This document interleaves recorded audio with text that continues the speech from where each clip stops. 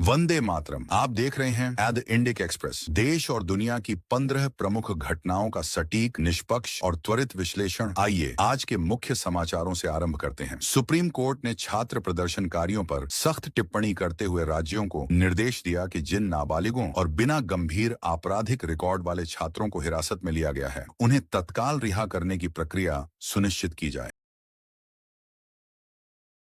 लोकसभा में नए anti paper leak कानून को लेकर सरकार और विपक्ष के बीच तीखी बहस हुई। सरकार ने इसे परीक्षा व्यवस्था में सुधार का बड़ा कदम बताया, जबकि विपक्ष ने विधेयक के कई प्रावधानों पर गंभीर आपत्तियां दर्ज कराईं। भारत ने पाकिस्तान अधिकृत कश्मीर पीओके में कराए गए तथाकथित विधानसभा चुनावों को पूरी तरह खारिज करते हुए कहा कि यह अवैध कब्जे को वैध दिखाने का प्रयास है और भारत का आधिकारिक रुख पहले जैसा ही कायम है।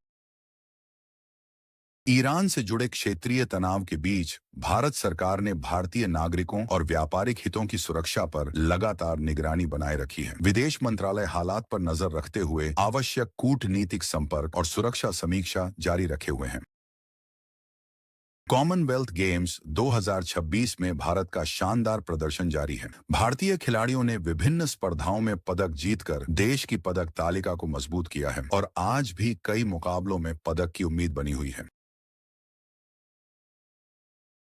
केंद्र सरकार ने शिक्षा और भर्ती परीक्षाओं में पारदर्शिता बढ़ाने के लिए नए सख्त प्रावधानों पर जोर दिया है। परीक्षा प्रणाली को अधिक सुरक्षित बनाने और पेपर लीक जैसी घटनाओं पर रोक लगाने के लिए कई कदमों पर चर्चा तेज हुई। भारत और चीन के बीच उच्च स्तरीय कूटनीतिक वार्ता में द्विपक्षीय संबंधों, सीमा क्षेत्रों में स्थिरता तथा आर्थिक सहयोग बढ़ाने सहित कई अहम मुद्दों पर विस्तार से चर्चा हुई। कॉमनवेल्थ गेम्स 2026 में भारतीय खिलाड़ियों का शानदार प्रदर्शन जारी है। भारतीय दल ने कई स्पर्धाओं में पदक जीतकर देश का गौरव बढ़ाया और पदक तालिका में अपनी स्थिति और मजबूत की। भारत की पैरा एथलेटिक्स खिलाड़ी शर्मिला धनकर ने ऐतिहासिक स्वर्ण पदक जीतकर नया रिकॉर्ड बनाया। उनकी उपलब्धि को भारतीय खेल इतिहास की बड़ी सफलता माना जा रहा है और पूरे देश में खुशी का माहौल है। बिहार सरकार ने नीट प्रदर्शन से जुड़े मामलों में दर्ज केस वापस लेने और हिरासत में लिए गए प्रदर्शनकारियों को रिहा करने का फैसला किया है। इस निर्णय को लेकर राजनीतिक प्रतिक्रियाएं भी सामने आ रही हैं। सुप्रीम कोर्ट में हाल के विरोध प्रदर्शनों के दौरान पुलिस कार्रवाई और कानून व्यवस्था से जुड़े मामलों पर महत्वपूर्ण सुनवाई हुई। अदालत की टिप्पणियों के बाद प्रशासनिक प्रक्रियाओं पर भी व्यापक चर्चा शुरू हो गई है। देश के कई राज्यों में भारी वर्षा की संभावना को देखते हुए मौसम विभाग ने अलर्ट जारी किया है। प्रशासन ने लोगों से सतर्क रहने, अनावश्यक यात्रा से बचने और स्थानीय निर्देशों का पालन करने की अपील की है।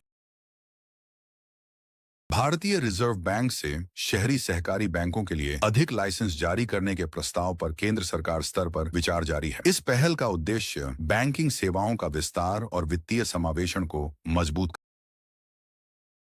सीबीएसई की 12वीं सप्लीमेंट्री परीक्षा आज आयोजित की जा रही है। बोर्ड ने छात्रों को समय से परीक्षा केंद्र पहुंचने, प्रवेश पत्र साथ रखने और सभी परीक्षा निर्देशों का पालन करने की सलाह दी है।